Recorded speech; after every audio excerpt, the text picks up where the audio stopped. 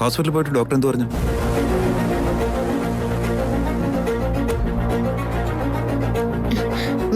മിഥുനേട്ട doctor പറഞ്ഞത് എന്താണെങ്കിലും അത് വേഗം പറ. എന്തിനാ നീ ഇങ്ങനെ നിന്ന് പരുങ്ങുന്നേ? പരിങ്ങലൊന്നുമില്ലല്ലോ. എല്ലാം നോർമൽ ആണെന്നാ എന്നോട് പറഞ്ഞത്. കുഞ്ഞിന്റെ ഹെൽത്തിനും കുഴപ്പമൊന്നുമില്ലെന്നാണ് ഡോക്ടർ പറഞ്ഞത് മിഥുനേട്ടാ. തൽക്കാലം പേടിക്കാനൊന്നുമില്ലെന്നും പറഞ്ഞു. ഓ നൈസ്. ഇനി അങ്ങോട്ട് എല്ലാ മാസവും ഇതുപോലൊരു ചെക്കപ്പിന് പോകണമെന്നുള്ള കാര്യം മറന്നു പോകല്ലേ.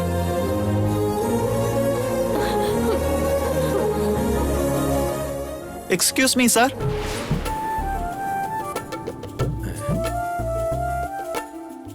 ഓ ഇങ്ങോട്ട് എടുത്തോളൂ. മുകളിലത്തെ റൂമിലേക്ക് വെച്ചേക്ക്, ഞാൻ അങ്ങോട്ട് ശരി സാർ.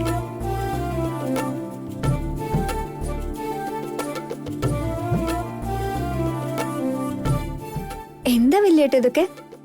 എന്താ ഓർഡർ ചെയ്തേ? അതെല്ലാം ഒരു സർപ്രൈസാ, എല്ലാവരെയും കാണിക്കാം.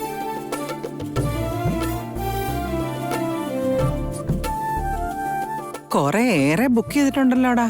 എന്തെന്നാണാവോ അത്ര വലിയ സർപ്രൈസ്? അത് സർപ്രൈസ് ആണെന്ന് പറഞ്ഞില്ലേ. ഞാൻ വിളിക്കുമ്പോ മാത്രമേ എല്ലാവരും മുകളിലേക്ക് വരാവുള്ളേ.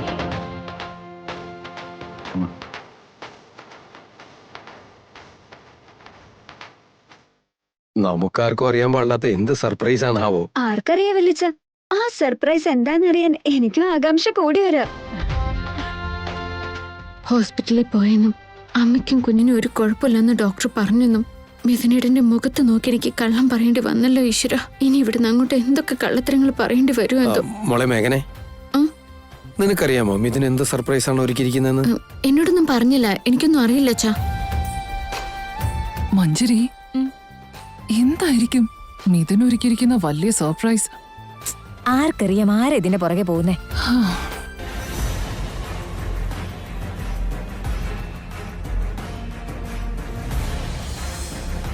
അപ്പൊ ഗൈസ് എല്ലാവരും മുകളിലേക്ക് വന്നോളൂ.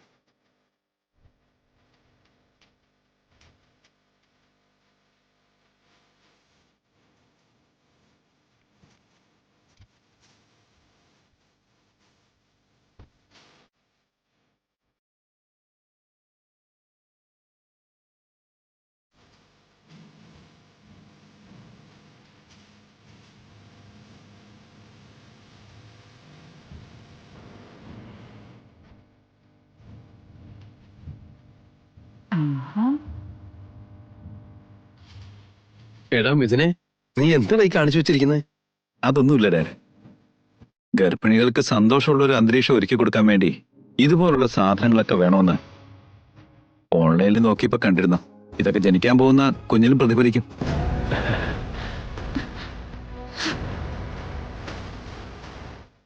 മേഘനേട്ടത്തി കണ്ടോ ഏട്ടത്തി, ഏട്ടനിപ്പോ ഇതല്ലാതെ വേറൊരു ചിന്തയില്ല. ജനിക്കാൻ പോകുന്ന കുഞ്ഞിന്റെ പേരില് എന്തൊക്കെ ഗവേഷണങ്ങളാണ് നടത്തിയിരിക്കുന്നത്.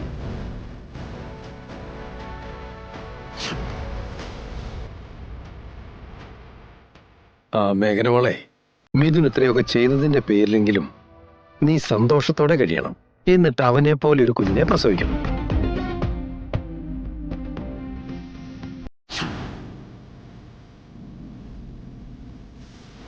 നീ എത്ര വലിയ ഭാഗ്യവതിയാണ് എന്റെ മേഘനെ. അതുകൊണ്ടല്ലേ ഇതുപോലൊരുത്തന് നിനക്ക് ഭർത്താവായിട്ട് കിട്ടിയത്. എന്തൊക്കെയാ അവൻ ചെയ്തു വെച്ചേക്കുന്നേ.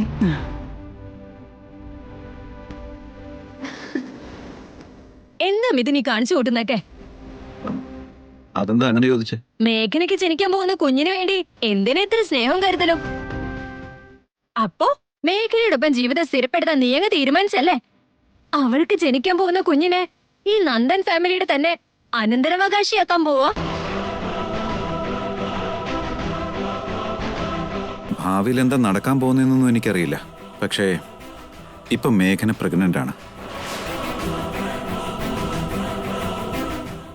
അവളുടെ ആരോഗ്യ കാര്യങ്ങൾ ശ്രദ്ധിക്കേണ്ടതും അവളുടെ വയറ്റിൽ വളരുന്ന കുഞ്ഞിന് യാതൊരു കുഴപ്പമില്ല എന്നുള്ള കാര്യം അന്വേഷിക്കേണ്ടതും മേഘനയുടെ ഭർത്താവായ എന്റെ കടമയാണ്.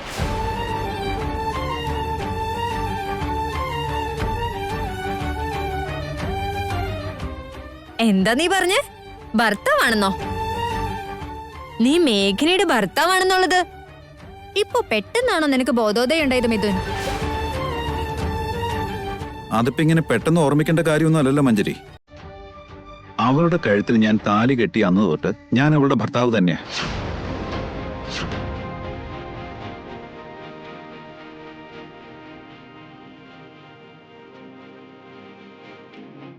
ഈ വീട്ടിലേക്ക് അവള് വിളക്കുമായിട്ട് കയറിയപ്പോ തൊട്ട് അവൾ ഈ വീട്ടിലെ മരുമകളാ.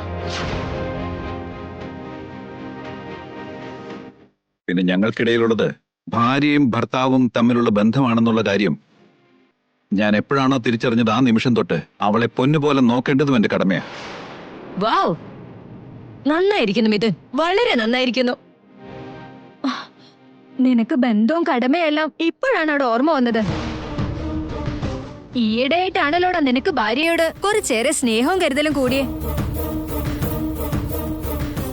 ഇവളുടെ വയറ്റിലൊരു പുഴു കുരുത്തപ്പോഴേക്കും അച്ഛന്റെ സ്നേഹം പൊങ്ങി ഒഴുകാൻ തുടങ്ങിയതാ.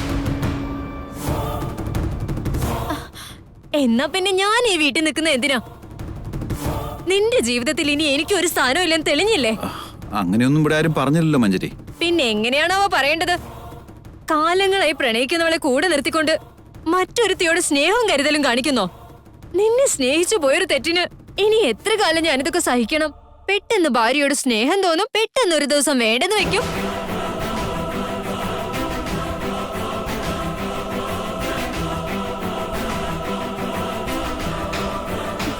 നിങ്ങളെല്ലാവരും ഇപ്പൊ ഒരു കരയെത്തിയിരിക്കുന്നു. ഇടയ്ക്ക് കിടന്നിപ്പോ ജീവിതം നരകിപ്പിക്കുന്നത് ഞാൻ മാത്രം. ഇപ്പൊ എന്റെ ഭാവി എന്താവുന്ന ഒരു പിടിയില്ലാണ്ടായിരിക്കുക. മഞ്ജരി, നിനക്ക് കുറച്ചേരം ഒന്നും മിണ്ടാതിരിക്കാൻ പറ്റുമോ? എന്തേ ഞാൻ പറയുന്നൊന്നും കേൾക്കാൻ പറ്റുന്നില്ലേ? പിന്നെ ഇതൊക്കെ ഞാൻ എവിടെ ചെന്ന് ആരോട് പറയണെന്നാ? എന്റെ ഉള്ളിൽ ഒരു മനസ്സുണ്ടെന്ന് നീ എന്താ ചിന്തിക്കത്തെ? നീ ചെയ്യുന്ന തോന്നിവാസങ്ങൾ കണ്ടു നിൽക്കാൻ മാത്രമാണ് എന്റെ വിധി. നീ ആരെ കെട്ടിപ്പിടിച്ച് നടന്നാലും കണ്ടില്ലെന്ന് നടിച്ച് മാറി നടക്കണോ അല്ലേ? അങ്ങനെയാണോ മിഥുൻ? മഞ്ജരി, സ്റ്റോപ്പ് ഇറ്റ്.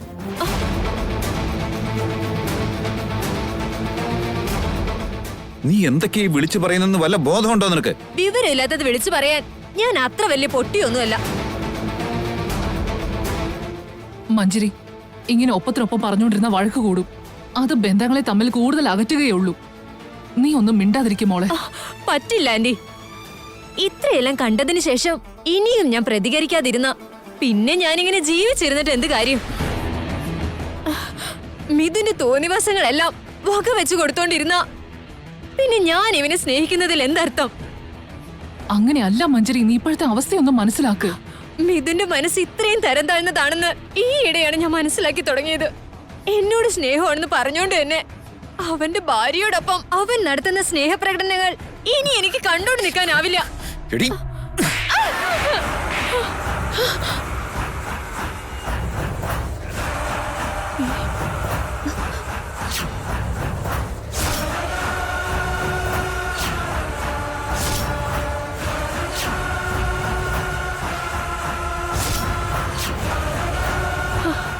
മേഘനയെ കുറിച്ചൊരു വാക്ക് പറഞ്ഞപ്പോഴേക്കും നീ എന്നെ ചെകിടത്തടിച്ചോലേടാ.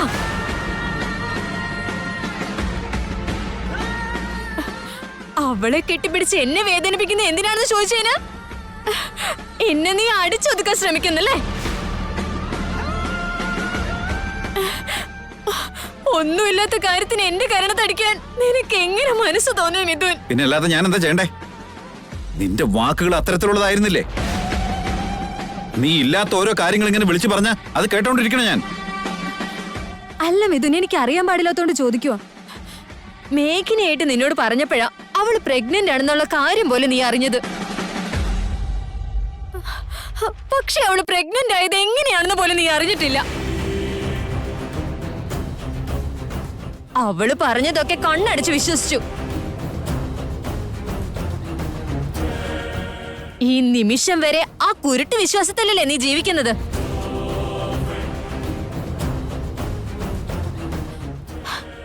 മേഘിനെ എങ്ങനെ പ്രഗ്നന്റ് ആയി എന്നുള്ളത് ഇപ്പോഴെങ്കിലും നിനക്ക് ഓർമ്മ വന്നോടാ? അവളുടെ പ്രഗ്നൻസിക്ക് കാരണം നീയാണെന്ന് നിനക്ക് ഇപ്പോഴെങ്കിലും ഉറപ്പിച്ച് പറയാൻ പറ്റും?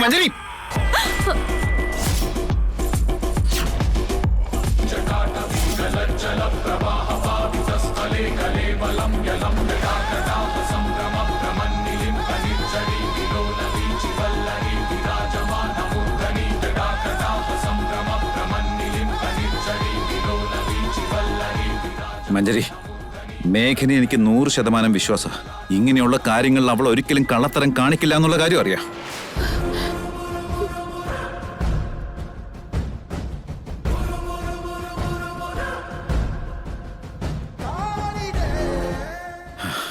ശരിയായിരിക്കാം മഞ്ജരി, എനിക്കും മേഘനയ്ക്കും ഇടയിൽ അങ്ങനെ എന്തെങ്കിലും സംഭവിച്ചിട്ടുണ്ടോ എന്നുള്ള കാര്യമൊന്നും എനിക്ക് ഓർമ്മയില്ല.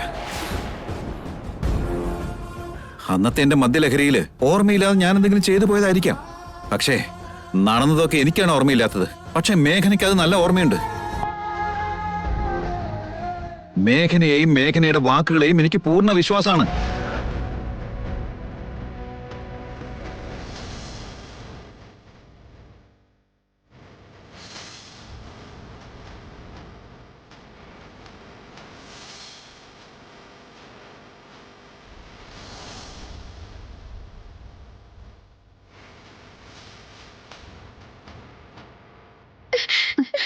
ഏട്ടത്തി, മോളെ, എന്താ മഞ്ജരി ഇതൊക്കെ? ആരോട് എന്താ പറയണ്ടെന്ന് നിനക്ക് ഒരു ലൈസൻസും ഇല്ലേ? ഇത്രയും പ്രായമായിട്ട് നിനക്ക് ഒരു പക്വതയില്ല. മേഘനയുടെ മുന്നിൽ വെച്ചാണോ ഇതൊക്കെ പറയാ?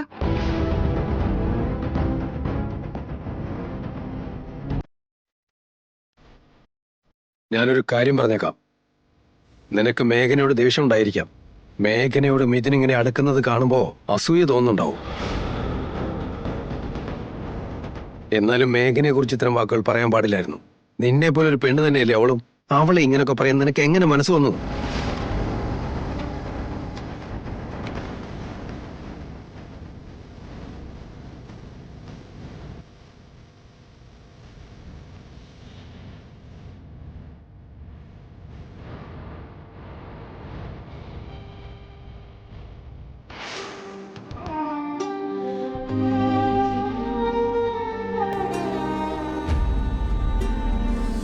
മേഘനയായിട്ട് നിന്നോട് പറഞ്ഞപ്പോഴാ അവള് പ്രഗ്നന്റ് ആണെന്നുള്ള കാര്യം പോലും നീ അറിഞ്ഞത്. അവളുടെ പ്രഗ്നൻസിക്ക് കാരണം നീയാണെന്ന് നിനക്ക് ഇപ്പോഴെങ്കിലും ഉറപ്പിച്ച് പറയാൻ പറ്റുവാടാ? മേഘനെ എനിക്ക് 100% വിശ്വാസ. ഇങ്ങനെയുള്ള കാര്യങ്ങളിൽ അവൾ ഒരിക്കലും കള്ളത്തരം കാണിക്കില്ല എന്നുള്ള കാര്യം അറിയാം. പക്ഷേ നടന്നതൊക്കെ എനിക്കാണ് ഓർമ്മയില്ലാത്തത്. മേഘനയ്ക്ക് അത് നല്ല ഓർമ്മയുണ്ട്. മേഘനയെയും മേഘനയുടെ വാക്കുകളെയും എനിക്ക് പൂർണ്ണ വിശ്വാസമാണ്.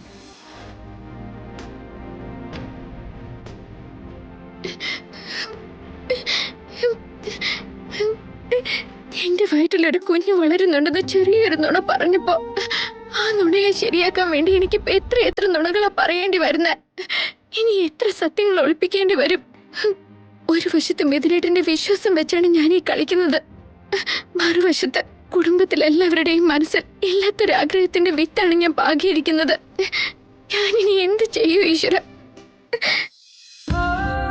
മോളെ മേഘനെ, മഞ്ജരി പറഞ്ഞൊന്നും മോള് കാര്യമാക്കണ്ട. അത് ദേഷ്യം വന്നപ്പോ എന്തോ പറഞ്ഞതാ. അവളുടെ സ്വഭാവം നിനക്കറിയാവുന്നതല്ലേ. ഇനി നീ അതും മനസ്സിൽ വെച്ച് വെറുതെ ഇങ്ങനെ വിഷമിക്കാൻ നിൽക്കണ്ട. അത് ശരിയാ മേഘനെ. ഇങ്ങനെയുള്ള സമയത്ത് നിന്റെ മനസ്സിങ്ങനെ വേദനിക്കാൻ പാടില്ല. അതുകൊണ്ട് ഇത്തരം കാര്യങ്ങളൊക്കെ ഇവിടെ വെച്ചങ്ങ് മറന്നു കളഞ്ഞേക്ക്. ഇങ്ങനെയുള്ളതൊന്നും തലയ്ക്കകത്ത് കയറ്റി വെക്കരുത് മേഘനെ. നീ ടെൻഷൻ അടിക്കാൻ തുടങ്ങിയാൽ പിന്നെ അത് നിന്റെ വയറ്റിൽ കിടക്കുന്ന കുഞ്ഞിനെയും ബാധിക്കും.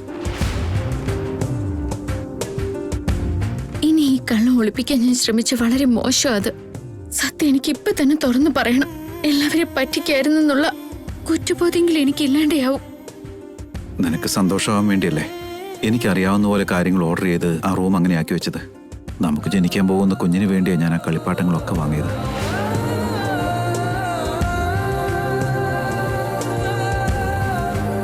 നീ അവസ്ഥ മനസ്സിലാക്കി നമ്മുടെ കുഞ്ഞിന്റെ നന്മയോർത്ത് നടന്നതെല്ലാം മറന്ന് നിന്റെ മനസ്സൊന്ന് ശാന്തമാക്കി വെക്കാൻ നോക്ക് നീ.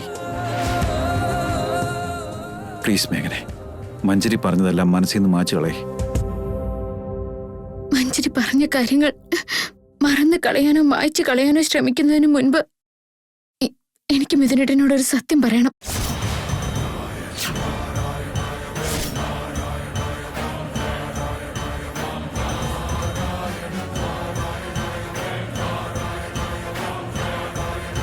എന്താ നിനക്ക് പറയാനുള്ളത്? ഇനി ഈ സത്യത്തിന്റെ ഭാരം താങ്ങാൻ എന്റെ മനസ്സിന് ശക്തിയില്ല. ഒരു നുണ കൊണ്ടാണ് ഞാൻ നിങ്ങളുടെ കണ്ണുകളെല്ലാം കെട്ടിയിരിക്കുന്നത്. പക്ഷെ ഇനിയെങ്കിലും എനിക്ക് ആ കെട്ടുകൾ അഴിച്ചു കളയണം.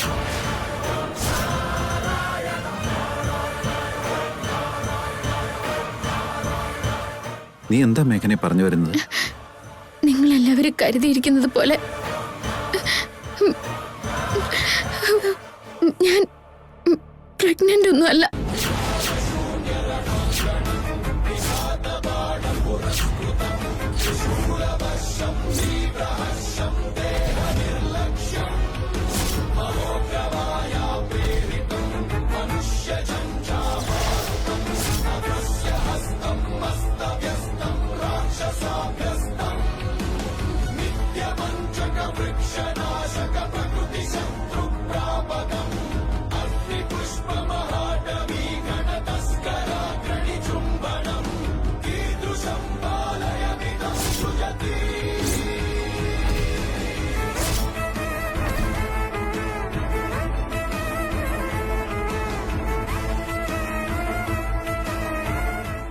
നീ എന്താ മേഘന ഈ പറയണേ? നീ പ്രഗ്നന്റ് അല്ല എന്ന് പറഞ്ഞതെന്താ?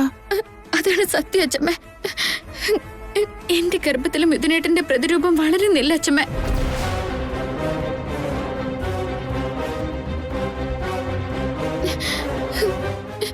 ഞാനൊരു കുഞ്ഞിന്റെ അമ്മയാവാൻ പോവാണെന്ന് പറഞ്ഞതൊന്നും സത്യമല്ല.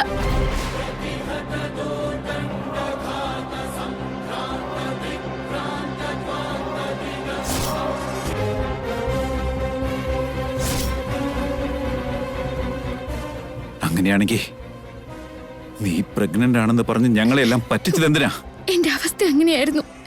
ചില കാര്യങ്ങളിൽ നിന്നും ചിലരെയൊക്കെ രക്ഷപ്പെടുത്താൻ വേണ്ടി പറഞ്ഞതാ. ഗത്യന്തരല്ലാതെ പറഞ്ഞു പോയതാ മിഥുനേട്ടാ. പക്ഷെ അങ്ങനെ ഒരു കള്ളം പറഞ്ഞ ശേഷം ഇന്ന് വരെ ഞാനൊന്നും ഉറങ്ങിയിട്ട് പോലുമില്ല. അതിന് ഏത് അവസ്ഥയുടെ പേരിലാണെങ്കിലും ആരെങ്കിലും ജീവിതത്തിൽ ഇതുപോലെ നുണ പറയോ മേഘനെ?